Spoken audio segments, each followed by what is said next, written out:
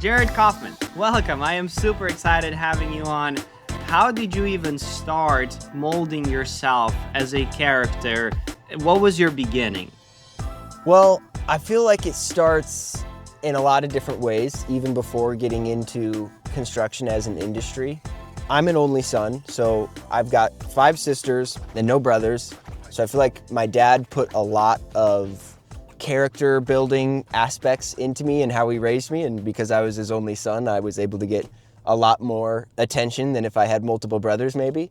But yeah, from a very young age, I really liked working with my hands. I liked taking stuff apart, putting it back together, making things. The first thing like that I got into was actually blacksmithing and metalworking. I would melt down soda cans and like cast aluminum stuff. I would make knives, and then I started getting into blacksmithing. Once I was then getting older and I was like, okay, now it's time to start looking for a job. Probably welding would be like the closest thing to blacksmithing that's somewhat in the same realm. So I went to a technical college, which is basically just a trade school for welding. I learned all sorts of different welding processes. But then while I was in school for that, I started working part-time for my dad, and my dad's a general contractor. So he's been a framer for over 30 years, so I've been around that most of my life as well. But then when I started doing it, I was like, oh, this is a little more my speed. All the same fun of metalworking, but it's faster paced and it's usually larger scale, at least when it comes to residential stuff. I really fell in love with that aspect of it, and it's a little more, I like to say it's a little more cowboy. It's always a little bit dangerous and exciting, and it's like there's a good camaraderie with the crew, and it's a lot of fun. And I fell in love with the trade that way. While I was learning a different trade, I fell in love with carpentry. Your dad, did he offer you to join his team, or did you ask him to get you on board? It was a little bit of both. He said like, hey, this is an option if you want to do it, but essentially there's no pressure there. So he presented the option, but I made the decision. Was that a good approach to your opinion? Like offering to your son, like, hey, if you want to come on board, be part of my team, spend more time in the company that I'm operating. Do you think that's a good approach? I think so. I feel like it was nice, and something I also realized in retrospect growing up was that having not a lot of pressure put on those things by my parents was very beneficial to me, because it let me, whenever I had a different interest, it let me lean into that interest and invest in myself and learn things and grow myself, even if it's in a small way. Like knowing metalworking doesn't change my life professionally now, but it just developed me more as a person, in that it's another area of interest that I have that I've learned in that. And I feel like because there was the freedom and lack of pressure to be able to pursue different things that I was interested in, I feel like that did help me grow up. And I feel like it also helped my outlook on other things, where if I'm presented with something that I could do myself, but I don't know how to do it, I feel like I have more confidence to try and learn it and figure it out than I would have otherwise. That's awesome. The reason why I'm asking is a lot of younger people right now that are starting their business, for some reason, the last thing they would consider is working with their family business or operating, for example, with their dad in the construction business if he's already running. They would rather start their own industry or their own division where they, run it separately. Why do you think that is? I mean, honestly, my dad is one in a million in terms of his personality. He's very calm, very patient. I mean, I always tell people, I feel like I've never heard him yell once in my life, at work or at home. And that's not very common. So I have heard from a lot of other people that working with their family has been harder, or it kind of brings up tension in the personal relationship from the business side. But generally speaking, I feel like a lot of it just comes down to his leadership style, and then in turn, him with how he raised me, that affects my leadership style, which then also affects how I work with the team in general. At what age did you realize they're like, okay, I think this is going to be something that I want to keep growing in and, keep developing that industry, the skill? How old were you? I was probably 15 or 16 when I realized, like, I definitely want to do this. Like, I want to pursue this 100%. And do you feel like it was easy for you to make that decision? I feel like it was. I never felt like I was forced into it. So I always knew if I ever wanted to change my mind and do something else, that would be an option for me. From the start, you started working with the wood and framing, and you enjoyed it, right? Was that like an instant click for you, or is that still a process that you had to analyze and do all the pros and cons and validate that this is actually not like a hype moment, but this is actually like a solid decision that you're going to take? Was that like a hard or easy decision to make? It started easy, but it sort of was like the hype moment. Like it was easy because of that. But then as I continued to develop in it, I learned more and more ways to appreciate the trade, and I found more and more things that I enjoyed. Because at the start I was just like anyone when they're young on a construction crew, it's like you're the guy who's gonna go pick up trash and go pick up stuff from Home Depot and do the work that nobody wants to do, things like that. And I enjoyed that, but then as I learned more and gained more responsibility, and then I got to do more of the real work, for lack of a better term, that really solidified it for me, I would say. When did it click that it's like, okay, now it's not just my dad's company, now it's my company as well? Probably around the time I was 17 to 18. And that was mostly because I started to, I remember telling my dad, like, oh, I really want to build like custom homes. Like that sounds like a lot of fun. And it was sort of a thing like, oh, well, like our crew's they're not set up right for it. Like the guys don't know how to do it as much, so we can do it, but we kind of have to learn how to do it from scratch. I mean, my dad has built custom homes for forever, but as far as the guys we had at the time, it was new to us. So eventually he had picked up a custom home for us to build, and it was sort of a learning opportunity. And I feel like around that time is when it started to like take responsibility, because it was now like, okay, if we do a good job and the project goes well, then we can continue to do more of these projects that I want to do moving forward. So I feel like that's where the ownership mindset started. And then same kind of thing, it just continued to grow from there as I gained more responsibility and then brought in more jobs, and now I'm in charge of different projects, things like that, that the ownership and responsibility just continued to escalate from there. What is something that you felt like, this is the first piece that I'm bringing to the table and I'm going to emphasize on it? Would you say that was like specifically focusing on custom builds, or was it a different aspect that you're like, okay, this is what I want to bring to the table and this is what I want to grow and nourish as a baby in a sense? I feel like just framing as a whole was the thing, because since we're a general contractor, we can do so much more than just framing. But framing was just my favorite part. And it was my dad's favorite part as well. That's what he had done for so long before he was a general contractor. And I sort of just wanted to get us back into that, because we were doing a lot more different things than just framing, and a lot of different types of projects, a lot of like demolition and remodels and smaller things that I really wanted to try to hone our skills as a crew to be able to take on more complex and bigger framing projects. When did social media come to part? That all started in like 2020, pretty much. That's when my brother-in-law joined the crew. Yeah, I mean, we just kind of started posting random stuff on Instagram, just the work we were doing, and sometimes it would be a funny post or things like that. And it's kind of just slowly started growing from there. And at the same time, I was doing YouTube videos as well, because I learned so much about framing from other people on YouTube. And when the whole world shut down in 2020, a lot of people stopped making and releasing videos at work because they weren't allowed to work. But in Colorado, we were considered essential. So really business picked up for us in 2020. So I started making some videos, and I mean, they were pretty awful. This is where you mix the modern approach, which is, documenting your process journey, being upfront and honest with people, or sharing your opinion. So it's like now you're becoming a benefit and educational part to the society, with also mixed physical labor, hardcore, on the ground, getting job done. Did you build this business model, or how did it come to an existence? It kind of just happened. Like it wasn't my intention by any means.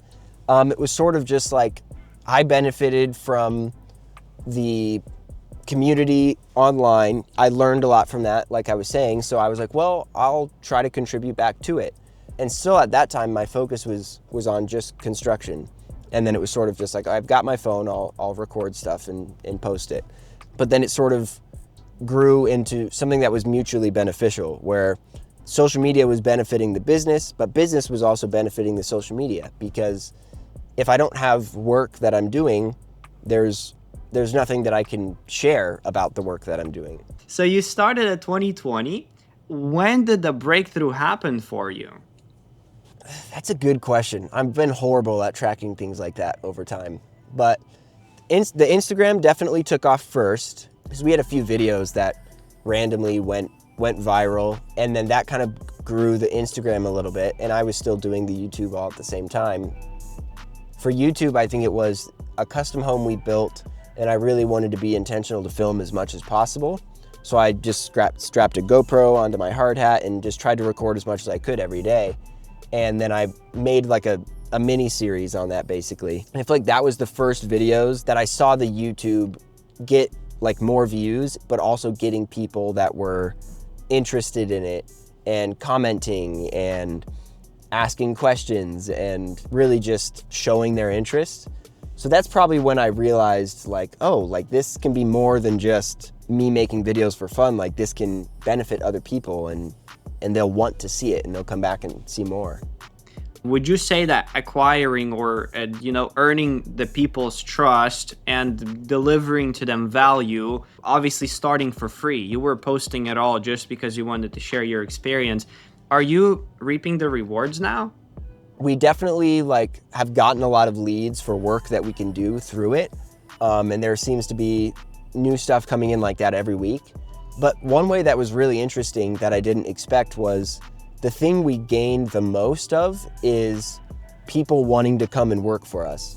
So now, probably more than half the crew that works for us messaged me on Instagram, and they were like, hey, are you guys hiring? I really, I see what your work is like, I see what your business is like, and that's the kind of vibes I want to work for, so can we come try it out?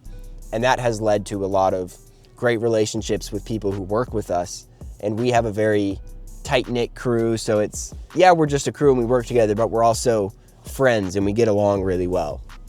How about financial aspect, merch, tools, partnerships, sponsorships, that's growing as well, or that's not your main focus and priority? I would say in the last year, that aspect has definitely grown a lot. A few years we've been getting lots of things like tools and materials and stuff like that, which was beneficial to the company, obviously, because we use them. But just in the last year, it's really started to become something where the monetary gain from it is actually pretty significant. And like I said, that's why now it's okay, well, I've got the social media business on its own, because that's a whole other can of worms as far as what needs to be managed and what work needs to be done. And now it's gotten to a point where, yes, there's still all of those same things, but then also there's money on top of that, because, a company could pay us to promote one of their products. That leads to them selling products. So there's a lot of value for them on that end, which really still is just mind-boggling to me that, a simple 20-second video could lead to, tens of thousands of dollars worth of sales for a company. It doesn't fully process in my head, but I guess that's the reality. I noticed you have really high quality, for B-rolls and angle shots and color coding. Is that something that you are passionate about? Is that your hobby, or do you have someone else taking care of that? It depends on the day, but I definitely geek out about camera stuff a lot. I tend to put more effort than I really need to. And it depends on the day as well. Sometimes I will just film something on my phone and put it up just because it's easy and quick. But I also really do enjoy getting out a stupidly nice camera for what I'm doing and filming something and trying to make it look like it's a movie or something like that. I do really enjoy that. And that's something that honestly I do more so for myself, just because I enjoy it. Obviously, with being as busy as you are, what is it something that you can still find time for that your heart rejoices in? Right now, what it would be is I just got an old 1976 Ford truck that I've been working on and fixing up because I wanted to learn some mechanics type stuff. So I've been doing that right now and I've been really liking that. Other times it'll be, more metalworking, blacksmithing. I'm designing a hammer that I want to eventually manufacture and sell. My father-in-law is a pastor, so I help at his church and help them with social media stuff, things like that. I mean, the list is endless. I could go on and on about all the random hobbies I've had. Do you feel like Christianity, religion has something to do with you becoming as successful and as persistent in goals or setting and achieving your vision? Would you say that played a role in your life? It's hard to say specifically, but ultimately I think I would say yes. I remember also from a young age, like being really interested in like all of the wisdom that's in the Bible, like in the Proverbs and stuff. And a lot of it really is just like blatantly good wisdom. Like essentially like if you're going to be lazy and you're not going to work, then you're not going to eat. And like if you want something from life, then you have to work and you have to go get it. Lots of things like that I feel like really stuck with me. And that's wisdom that applies to so much more than just Christianity, but that was definitely really instilled in me through that. We're living at the age and moment where AI, robotics, even the tools, right? They're becoming so high-tech, innovative. Where do you see the vision and the future of construction in 10 years? I feel like as far as the labor side of it, I don't think it'll change very much.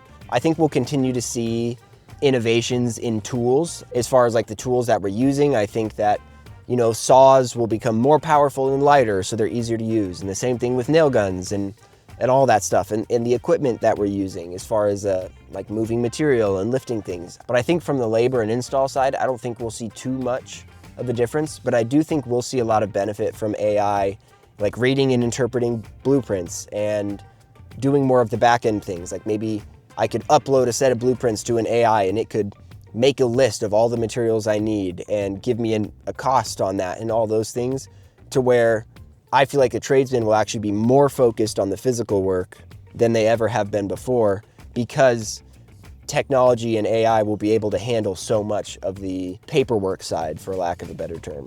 Where do you see your brand, your company, your construction family business? Where do you see that? I mean, that's something too that we have lots of different ideas and things that we want to pursue. I'm currently working on my own house. I bought a foreclosed home that needs a ton of work, and I've just been working on that, trying to fix it up so I can move in here and eventually live here. But this project alone, when it's done, and I probably will have been working on it for about 6 months, like the second I'm done and I, turn the lights on and it's ready to roll for the first time, it'll immediately have between $300,000 and $400,000 in equity, just like right off the bat. I think there's a lot of money to be made in buying older homes that are run down and poorly taken care of, and then turning them into modern, higher efficiency, higher performance homes. So I could definitely see us doing more of that. I think we'll continue to be framing and building custom homes as well.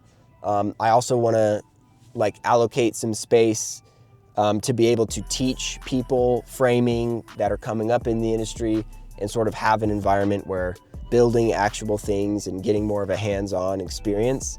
That's something that we're starting to see a resurgence of trade schools and things like that. But when it comes to framing and construction, it's really hard to build a whole house in a classroom setting. And there are schools that are figuring it out and making it work, but it all relatively insignificant in comparison to real on-the-job training.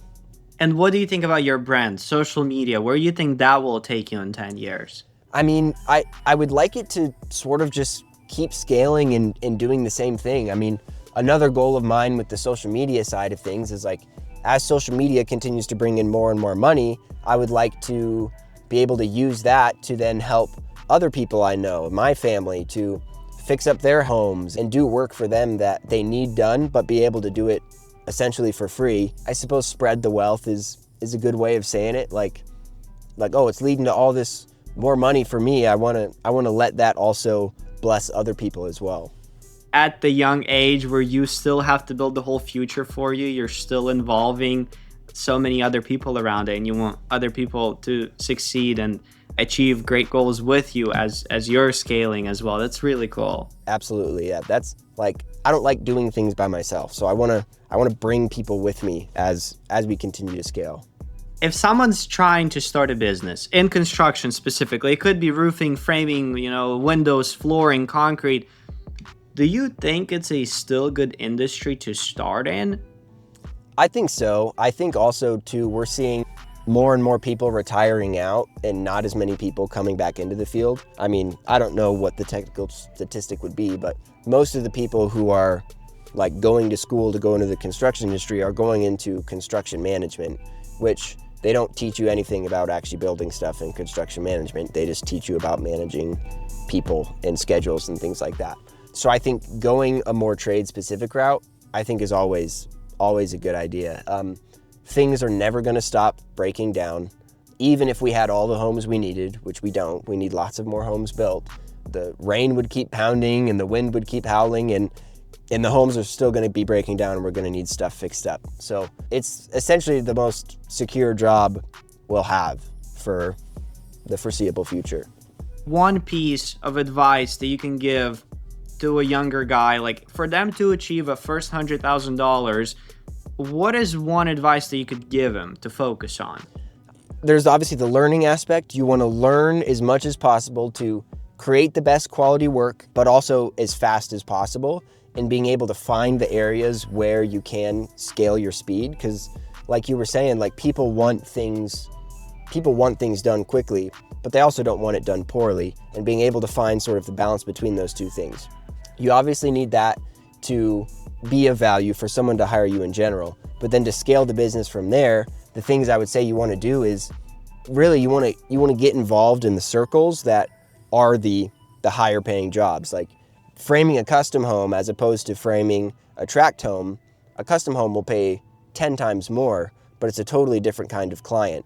So if you're able to get into those circles, like talking with other contractors who are working with the kind of people you want, I think that's always beneficial. And something too that I try to adhere to is don't treat your competition like they're your competition. Treat them like they have something that you could learn from them or you could gain from them. And who knows, I mean, if you make a good relationship with someone who's a competitor technically, maybe if they have a job come in that they don't have the time to do or they don't want to do it, they'd be like, hey, I recommend this guy. Like, I know him, he seems like a good guy. You could try hiring this guy and maybe something will come from that. We've seen leads come in even from that route as well. So you're saying don't burn the bridges? Yeah, never. It's never, very rarely does good come from burning bridges. If you were to start your business from scratch, let's just say everything goes away and it's new day in 2025 or 2026 now, I'm sorry. And you have 3 skills that you can take with you into new business at 2026, what would it be? I mean, this is kind of vague, but I would say the problem solving aspect, a big part of the innovations, I guess, that I've made within the company have been from doing something and thinking, okay, this is really hard, this is taking a long time, there has to be a better way. Maybe even impatience is a good term for it. If I'm doing something and it's taking a long time, I get lazy and I get impatient and I'm saying, this sucks so bad, I need to find a better way to do it. And that has led to a lot of ways. So let's call that impatience. We'll call impatience one of those skills, for lack of a better term. Be flexible with people and with communication, because a big part of running a efficient company is being able to keep people happy and keep people working well together.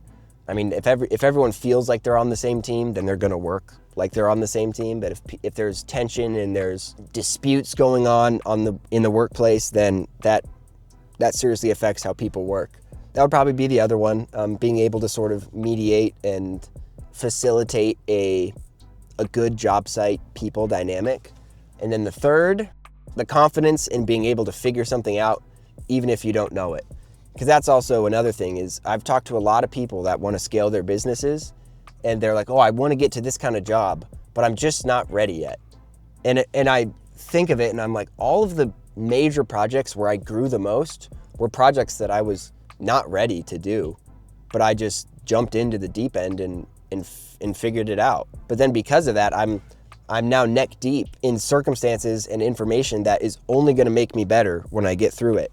That would probably be the last one, is not running away from intimidating projects, but running towards the intimidating projects. And I have a final question to ask you. Think of Jarod, 80, 90, 100-year-old Jarod. What advice do you think he would give you at the current stage where you're at? Oh man, that's deep. Probably I haven't learned that advice yet. I mean, I feel like all of the best advice I've heard from people who are older and more experienced has always been more about the people than about the work.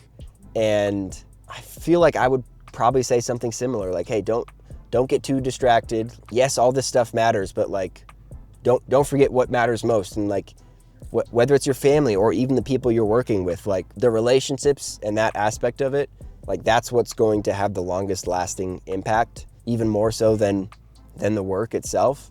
So probably I would say something corny like that, like, oh, don't forget that, like, it's the people you love that matter the most.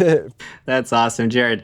Again, it's been a pleasure and truly honored. Thank you so much for coming on online, finding time for this talk. And personally, I have learned a couple of things that I need to improve. But I'm pretty sure that a lot of people really needed to hear what you said today. So I'm really grateful for it. Thank you so much. I appreciate it. Thanks for having me on.